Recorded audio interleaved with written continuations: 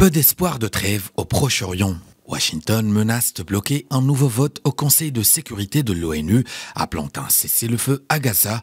Malgré les pressions internationales, le Premier ministre israélien a réaffirmé qu'il a bien l'intention de lancer une offensive terrestre à Rafah. Sur le terrain, entre 1,3 et 1,7 million de Palestiniens s'entassent dans 63 km², soit plus de 5 fois la population de la ville avant la guerre. La grande majorité sont des déplacés.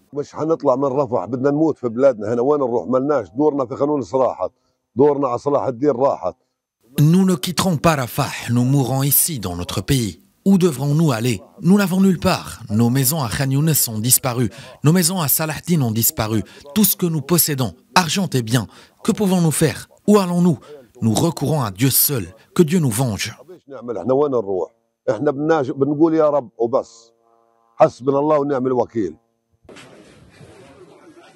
Les Gazaouis demeurent inquiets et vivent dans la peur de l'attaque israélienne. Gaza a déjà enduré 4 mois d'un conflit de haute intensité.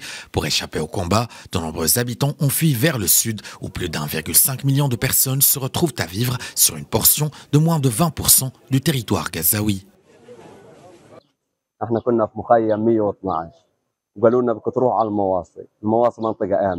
Nous étions dans le camp 112 et ils nous ont dit d'aller dans la région d'Al-Mawasi car c'est sûr, que Tel Sultan est sûr, que Tel Zohor est sûr, que Chaboura est sûr. Mensonge et tromperie. Aucun endroit n'est sûr. Mon cousin a été martyrisé à Al-Mawasi, dans la zone sûre, et ma mère a été martyrisée il y a quelques jours à Tel Sultan, supposé sûr.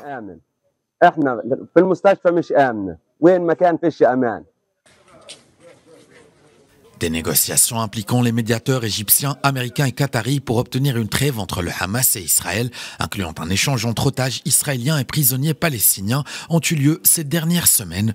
Les négociations n'ont pas été très prometteuses ces derniers jours, a dit le Premier ministre du Qatar, Mohammed Ben Abdelrahman Al-Thani, lors de la conférence sur la sécurité à Munich.